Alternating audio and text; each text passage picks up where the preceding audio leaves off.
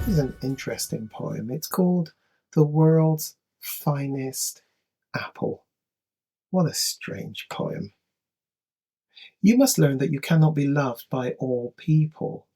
You can be the finest apple in the world, ripe, juicy, sweet, succulent, and offer yourself to all. But you must remember there will be people who do not like apples. You must understand that if you are the world's finest apple and someone you love does not like apples, you have the choice of becoming a banana. But you must be warned that if you choose to become a banana, you'll be a second-rate banana. But you can always be the finest apple. You must also realize that if you choose to be a second-rate banana, there will be people who do not like bananas. Furthermore, you can spend your life trying to become the best banana, which is impossible if you are an apple. Or you can seek again to be the finest apple. What a strange poem. I read this regularly to my clients, and what it brings to my mind is something about how we metamorphosize ourselves to become what we perceive people want us to be, to change, to try and fit a perception, an expectation. But by doing that, we're now not being the authentic us. In essence, what we're doing is creating different me. Is that the real me? Is that the real me? And we can go on, can't we? Dependent upon the system of people, groupings that we interact with, we keep peeling back layers and presenting a different layer of us. I can keep going. Which is the real you? Stand up. The real you. We can metamorphosize ourselves, try to change ourselves, often unconsciously, don't realize we're doing it, in order to gain acceptance within the groupings that we are a part of. But in doing that, reshaping ourselves constantly to fit the particular group that we're a part of in that moment, we lose sight of who the real, authentic me really is. And often we forget the person that we presented in that particular group on another occasion. What we need to be is consistently the same person in each of the different systems. Systems? The groupings of peoples that we're interacting with. The workplace is a system. The immediate close family is a system. The wider extended family is a system. The sports club of people that you interact with is a system. A church, a golf club, they are all systems of people with whom we interact. And we need to be consistently consistent in the person of us that we present, so we don't lose sight of who is the real me. I wonder if you need to find the real you and start to fall in love with the real you. That's a big statement for many people. We use statements like, I love our partner, our wife, our husband, but we're pretty mediocre and lackluster in terms of love for ourselves. Let me challenge you. Many aren't going to accept what I'm about to say. You can't really love somebody else until you first love yourself. So much of this course, this webinar, It's about finding the real authentic you and learning to love yourself.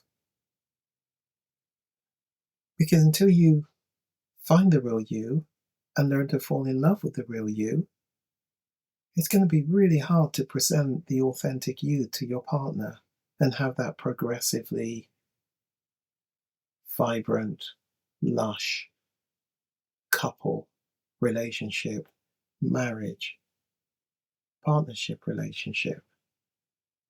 I know you might want to challenge me on that. Got to learn to love you.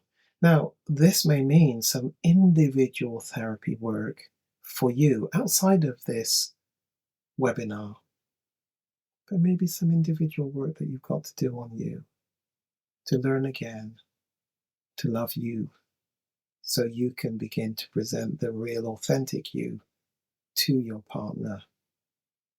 Because first of all, you love you.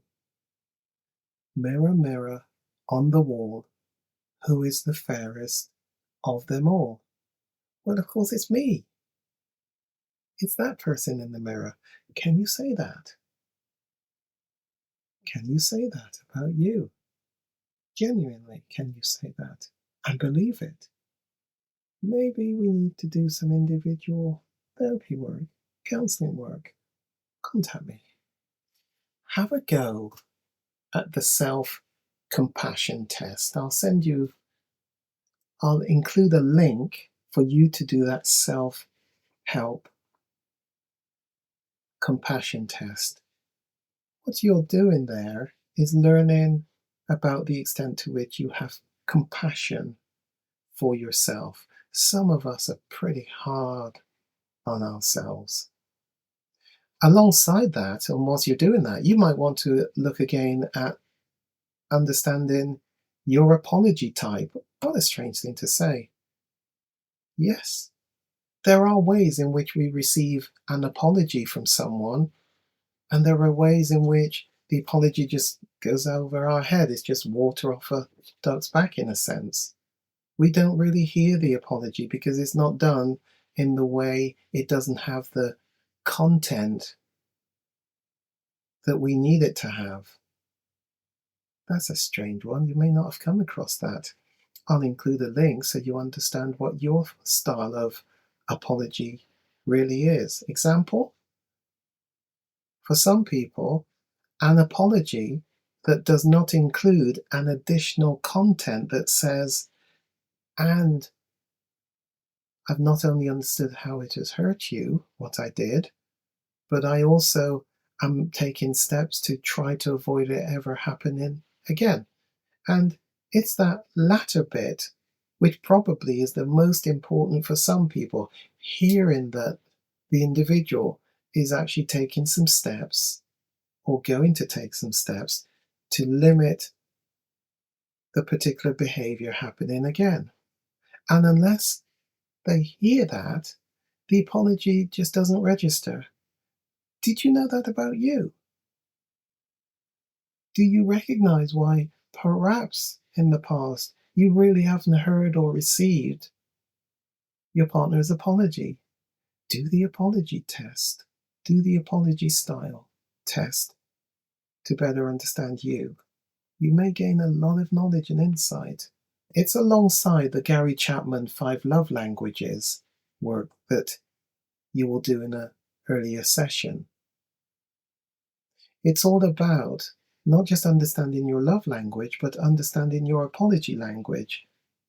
And when you take the quiz to identify your most important love language, you will also see a link to understand your apology language. Single, but want to better understand why? Preparing for marriage and want to give it your best shot. Perhaps you're in a partnership, a couple, and want to address some issues. Maybe it's a marriage, but it just ain't working too well. Are you a couple, but know it could be better? Consider a diagnosis, a form of MOT for the relationship. Want to limit passing on the stuff to the children?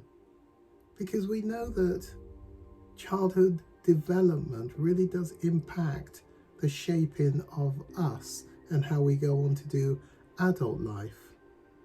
Want to maximize the quality of your relationship? Perhaps communication just definitely is not working well. Conflict needs managing, needs resolving. Sex, the first casualty when there is conflict, may be something of a sense of a mismatch, but there are definitely some problems in sex. Maybe you're long time married and you've settled, but you know you haven't settled for good enough. Consider the Kairos Center video on demand program. In that program, you'll cover a lot of topics from A to Z, and you can do it in the comfort of your own home at your leisure, and have some periodical homework review sessions with me from time to time at your leisure. Maybe you would prefer secure webcam where one of you or both of you come for maybe weekly sessions. There's something for everyone in the Kairos relationship program. Contact me today. Whether you're in a partnership, a marriage, these things are true. Marriage is not the coming together of two people. It's actually a clash of two cultures, two experiences, two memories, two habits, two morals, two values. And that is a formulation for destruction, says Dr. Miles Monroe.